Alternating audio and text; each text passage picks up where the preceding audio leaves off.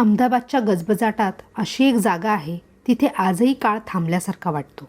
आज आम्ही आलो आहोत गांधीजींच्या स्वप्नातल्या साबरमती आश्रमात.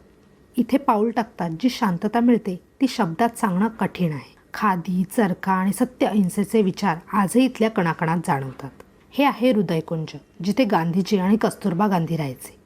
त्या काळचा चरखा, त्यांचे लाकडी पायपोसे आणि साध्या वस्तू बघून आपल्याला त्यांच्या महान कार्याची जाणीव होती. इथल्या भिंती जणू काही इतिहास बोलत आहेत असं वाटतं. इथे गांधीजींच्या जीवनावर आधारित खूप मोठं प्रदर्शन आहे. त्यांचे पत्रव्यवहार आणि दुर्मिळ फोटो पाहून आपण अक्षरशः भारावून जातो. खऱ्या भारताचा आत्मा समजून घ्यायचा असेल तर या प्रदर्शनाला नक्कीच भेट द्या. बाहेर पडताना तुम्ही इथल्या छोट्या बुकशॉपला भेट देऊ शकता, जिथे गांधीजींच्या विचारांचा खजिना पुस्तकांच्या रूपात उपलब्ध आहे. आणि या जागेचा सर्वात सुंदर भाग म्हणजे साबरमती नदीचा हा विस्तीर्ण घाट. नदीच्या संत प्रवाहाकडे बघत 1-1.5 तास कसा निघून जातो कळत सुद्धा नाही. स्वतःला शोधण्यासाठी आणि थोडा निवांत वेळ घालण्यासाठी हे उत्तम ठिकाण आहे. अहमदाबादला आलात आणि इथे नाही आलात तर तुमची वारी अपूर्ण आहे. हा ब्लॉग कसा वाटला सांगा आणि आम्हाला फॉलो करायला विसरू नका. भेटूया पुढच्या भागात.